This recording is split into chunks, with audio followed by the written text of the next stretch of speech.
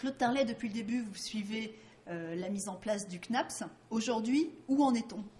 Le CNAPS est entré maintenant dans une phase, je pense, active. Le législateur vient en effet de voter de manière définitive le texte.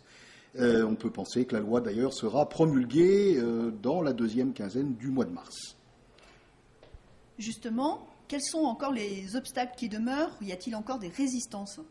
Il y a surtout un immense besoin d'explication, un immense besoin de pédagogie. Beaucoup voient dans le CNAPS la possibilité de mettre en œuvre un outil qui va en effet réguler la profession et mettre en place de véritables contrôles.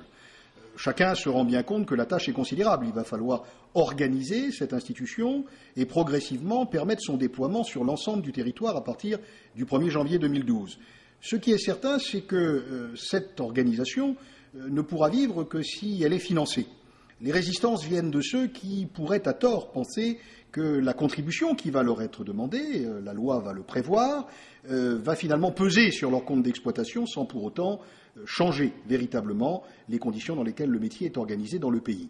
Nous avons besoin d'expliquer que nous allons dans le bon sens et qu'avec ce texte, nous parviendrons vraisemblablement à mieux organiser la relation entre la sécurité privée et la puissance publique. L'USP est aujourd'hui la principale organisation du secteur. Quelles sont vos relations avec les autres organisations professionnelles concernées par le CNAPS ? Alors vous avez raison de rappeler que l'Union des entreprises que nous représentons est aujourd'hui manifestement l'organisation la plus puissante dans cette profession et notamment des activités visées par la loi, c'est-à-dire les activités du titre 1 et du titre 2. Mais ceci nous donne en réalité une responsabilité particulière quand on représente le poids économique le plus important, le poids social le plus important. On doit créer les conditions du dialogue utile avec l'ensemble des autres organisations. Nous nous sommes employés à le faire avec chacune de celles qui représentent les métiers qui sont concernés, FEDESFI pour le transport de valeur, le CESA pour la sûreté aéroportuaire, le SNES bien sûr pour la surveillance humaine, et puis le SNARP qui représente aujourd'hui les différentes activités, notamment des agences privées de sécurité. Nous avons des liens également très étroits avec la cause qui regroupe aujourd'hui les agences de protection de personnes. Et question que tout le monde se pose, et plus spécifiquement sur le marché de la surveillance humaine, quelles sont vos relations avec le SNES aujourd'hui ? Nos relations sont apaisées. J'ai avec le président du SNES des relations tout à fait régulières. Nous avons des réunions de travail, nous échangeons. Nous avons, je crois, conscience tous les deux, à la tête de nos organisations respectives, de nos responsabilités. Nous devons tout faire pour parler le plus possible ensemble, d'une même voix, et rassembler l'ensemble des entrepreneurs de la sécurité privée. Et dernière question.